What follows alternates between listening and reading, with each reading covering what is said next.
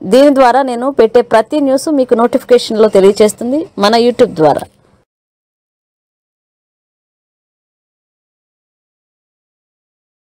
ఇంకో పక్క మనం పెట్టుబడులు తెచ్చాం, ఇతను టెర్రరిజం తీసుకొచ్చే పరిస్థితికి వచ్చాడు.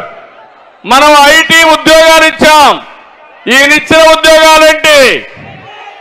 ఏ ఉద్యోగాలు ఇచ్చాడు? 5,000 రూపాయలు వాలంటరీ ఉద్యోగం. మనం ఇచ్చింది ఐటీ ఆయుధాన్ని ఇచ్చాం.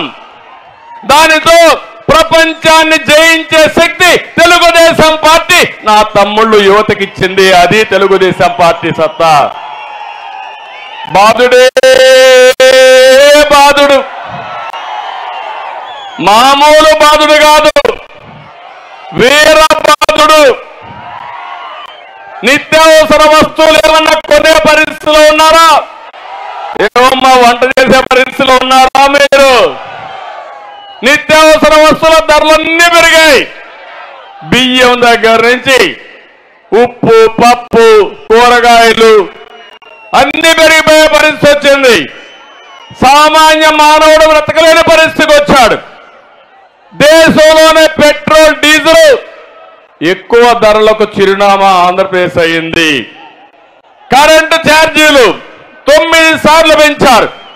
నేను ఒక్కసారి కూడా పెంచలేదు. మళ్ళీ హామీ ఇస్తున్నా, సమర్థవంతమైన పాలన ఉంటే కరెంటు ఛార్జీలు పెంచే పని లేదని మీ అందరికీ విజ్ఞప్తి చేస్తున్నా. ఎందుకు పెరిగాయని అడుగుతున్నా.